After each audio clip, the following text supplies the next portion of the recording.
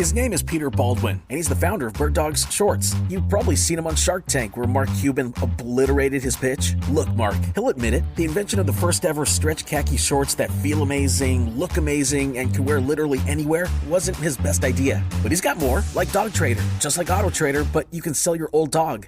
Eh? Mark, I know you'd invest if you just gave him one more shot. So go to birddogs.com/radio and join the 2 million men who think Bird Dogs shorts are a great idea. Or DM Mark Cuban and tell him to give Peter one more shot. Life comes with a lot of decisions, and it can be hard to know the right path sometimes. A therapist can help you map out what you really want, so you trust yourself to make great choices and feel excited about the future. BetterHelp offers convenient professional online therapy on your schedule, however you want it, by phone, chat, or video call. Let therapy be your map with BetterHelp. Visit BetterHelp.com/positive today to get 10% off your first month. That's BetterHelp, HELP.com/positive.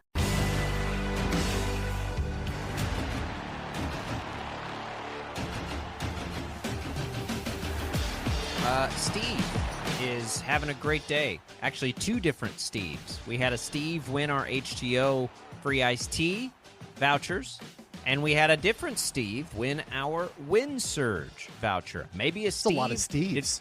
Did we have a Powerball winner last night? Maybe a Steve won the Powerball. I did not win the Powerball. I'll tell if I win the Powerball on a weeknight, I will come to the show the next day. I'll make you that guess. Okay. $1 billion is up for grabs in the next one, which means it doesn't seem like anybody won. If I won the Powerball, I would not be on the show the next day. Or I might be. I might be on the show, but you might not be on the show. I might make that decision. If I've got that kind of money, you never know. Yeah, but you'd probably be quitting the next day. I feel like management would side with me there. Like, at that time, you're instantly a short-timer. I don't know. I've got $1 billion. Are they going to back me or back you? Well, if you're gone the next day, good luck, everybody, with the $1 billion Powerball coming to you soon.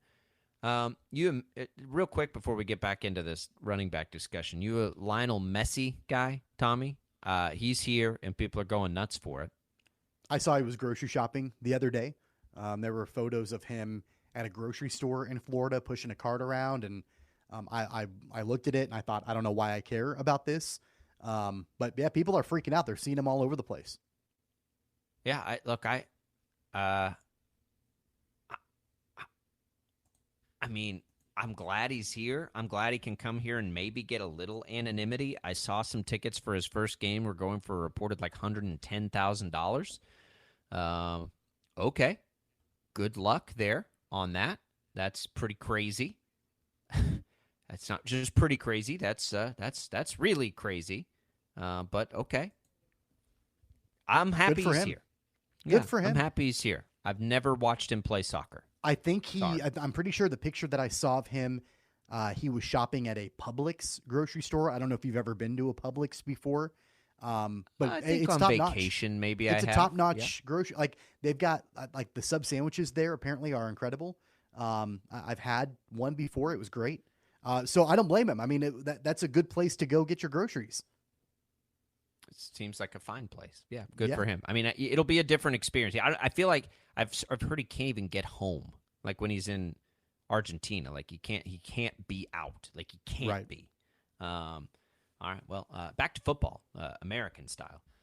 So if you look at franchise tag values for 2023, outside of kickers and punters, running backs are the lowest. Again, doesn't make a ton of sense to me. Safeties make almost 50% more than a running back on the tag. You will not make the case to me that a safety is 50% more valuable in the NFL than a running back. Just not. I will never accept that because it's not true. So, and it just doesn't like this is where this is a problem, right? All across the board, somehow this number has been pushed down when every other number is pushed up. There has to be some reason, I think, that we're getting into this issue that is correctable. And I don't know what it is. I don't think anybody's doing it intentionally either. Like, I don't think there's like some sinister motive in this. I think it's just the way that things have played out, and it's creating a big issue for the league. And when that happens, those are the times where the league probably needs to step in and say, okay, hang on a minute. Like this, something's not right here, because our eyes tell us that this is not okay. Like this isn't the way this needs to go, should go, whatever. And again, like we can bring up the examples of Isaiah Pacheco. Isaiah Pacheco, if he is very lucky, would get paid nothing, basically, and get to the point where he can make a $10 million franchise tag. Isaiah Pacheco is a great reason of why this is wrong, right? Isaiah Pacheco, if he continues the trajectory he did in his rookie year and carries the workload that will require him to do that, he deserves to be able to be paid on a franchise tag. That's why the franchise tag is there. And so it's hurting in both directions, right? This tag, it doesn't allow, anybody really at the position to be of any value when they so clearly have a value. Tommy, you think Isaiah Pacheco was simply replaceable last year? Like, what if that's Ronald Jones and not Isaiah Pacheco late in the game? There's a big difference there. For sure. And that's also an example of, you don't have to draft a running back in the early rounds and pay them like a Bijan Robinson, who was drafted early and got a really solid deal. That's kind of an outlier in running back contracts. You can go and you can draft a running back in the later rounds or sign an undrafted free agent. And, it's kind of a crapshoot, but depending on who you get, they can make a pretty solid impact. I want to be very clear about something. I'm not in favor of, running back salaries being held down. I'm not at all. I'm just trying to be realistic in all of this. And the realistic take is that NFL teams are not going to willingly pay more money than they have to. It's just not going to happen, right? Yeah. So the only way that if these running backs want to unite together to try to get paid more money, the only way that this is going to work is it has to start with the Players Association. That's the only way. It's got to be a part of collective bargaining. There's got to be negotiations, and there's got to be a willingness. And I don't know the next time that the collective bargaining agreement is up. I don't know the next time that negotiations begin, but that might be something that the Players Association would want to take a look at. But, just out of the goodness of their hearts, NFL teams aren't going to just magically start paying running backs more money because, they're being, feel like they're being held down. Like, that's not realistic. What's realistic is that the last two Super Bowl champions have had running backs on their roster that haven't been paid a ton of money, and that the premier running backs in this league aren't getting the amount of money that they feel like they deserve, but they're not leading their teams to Super Bowls either. So that's just the realistic take. And it's going to have to take something, I think, in a negotiation for this to be remedied one way or another.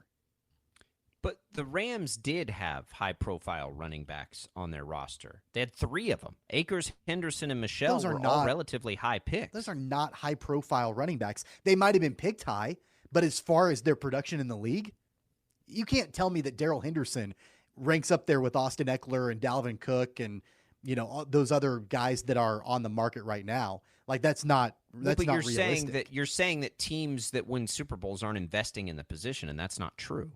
What are they paying those guys? Draft capital is an investment for everybody. Nobody on their first few years outside of quarterback gets paid a ton. Like, I'm not talking about players being drafted high or drafted low. I'm talking about established NFL running backs that feel like they deserve big free agent contracts.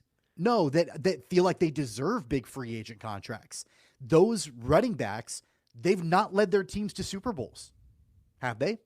You said Todd Gurley? That was probably the last time that happened. I wouldn't even put Leonard Fournette in that category.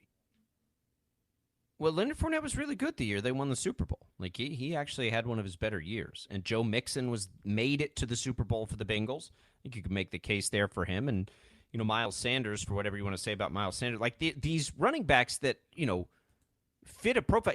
But what we're saying is crazy. Like the best running backs in the league, because their teams haven't made Super Bowls, we're not holding quarterbacks to that same standard, right? Like quarterbacks to get paid. Kyler Murray. I'm just telling you the way it is. I'm not telling you. Well, I know the way it is, but what I'm saying, I understand the way it is, but the way it is a problem. Kyler Murray just made an absurd amount of money. He's never going to sniff a Super Bowl.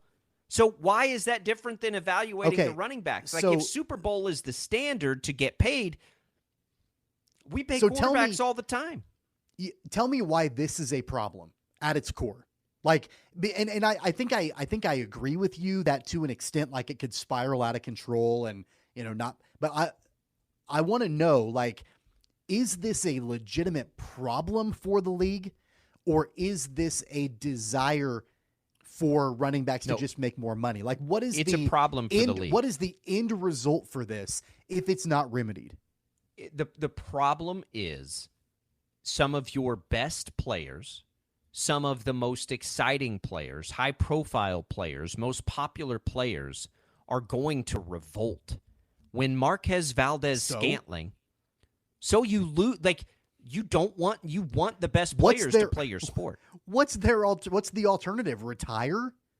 They're not going to do that. Like that's really, it's accept the money that's on the table or retire. And maybe there would be a couple of them that would, but come on, I think that is ludicrous to think that, running backs revolting, like eventually I think that this is something that's got to be handled in negotiations, but to suggest that an entire position group is just going to walk away, I think is crazy. And you know what? If they do, NFL teams will adapt and adjust.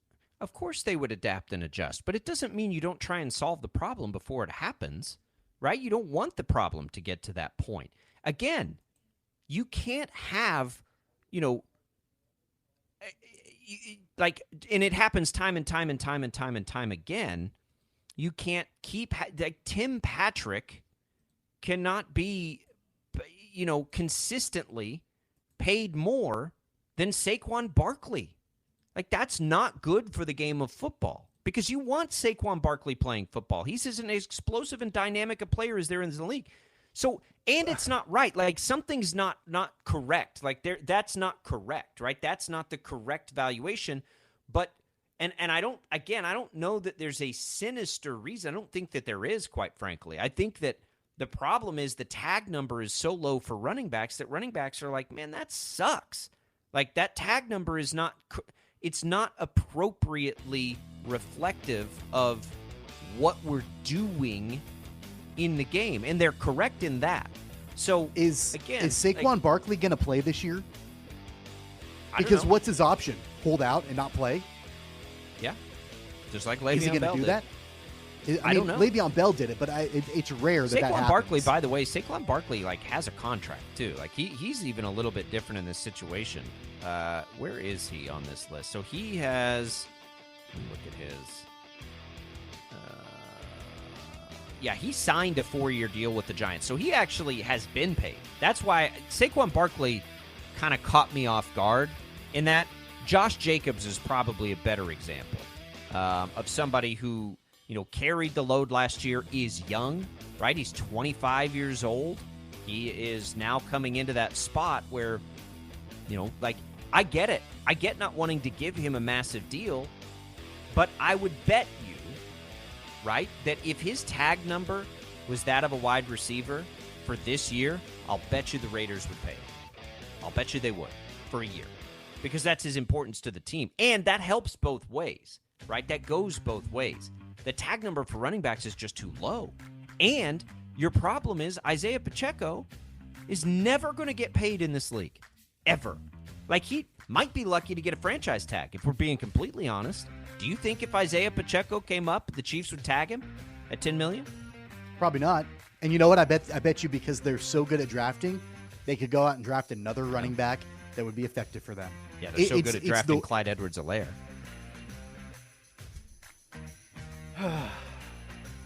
It's not easy. You got to figure out a way discussion. You got to figure out a way to take care of guys like Isaiah. No, you don't. I think in negotiations, sure. If you're going to put it in the collective bargaining, sure, I'm okay with that. Let the representatives handle it, figure something out. But I'm also not going to sit here and virtue signal that I feel like all these guys need to make all this money. Like the market is the market and the value is the value. And these players are finding what's going on. They're going to get paid accordingly right now as it stands. Is it fair? No, but life's not fair. It is what it is. I'm not virtue signaling. I would do the same thing if I was an NFL team. I'm saying the NFL is going to have to take a look at this. Do you know when the next CBA is, Tommy? I don't know. When is it? 2030. 2030. That's too far out to not take a look at this if you're the league. Take a look at it. See if you can't. Like, look, training camp starts this week, and this is all anybody's going to talk about today. Not just us. Everywhere. And it's going to linger over camp. That's not good for the league. The league doesn't want that. They don't want this lingering over training camp. And that's what's going to happen. That'll be the discussion for a while. And now, if Barkley holds out, let's say Josh Jacobs holds out, and like all these guys begin to hold out, then it's going to stay in the topic. You don't want that if you're protect the shield, right? What can they do? I'm not virtue signaling. I'm just trying to think of like, what is a possible answer to this weird problem that's existed because the market says it should, and it, I get it, but I don't know that it's something you just ignore if you're the league. 869-1240 is the number to call here on Sports Daily. Brent Venables with the little shot fired on Deion Sanders. We'll tell you what that's all about when we return on Sports Daily. We all have tasks we'd like to avoid, like mailing and shipping. It takes time lugging all those letters and packages to the post office. That's why you should try Stamps.com.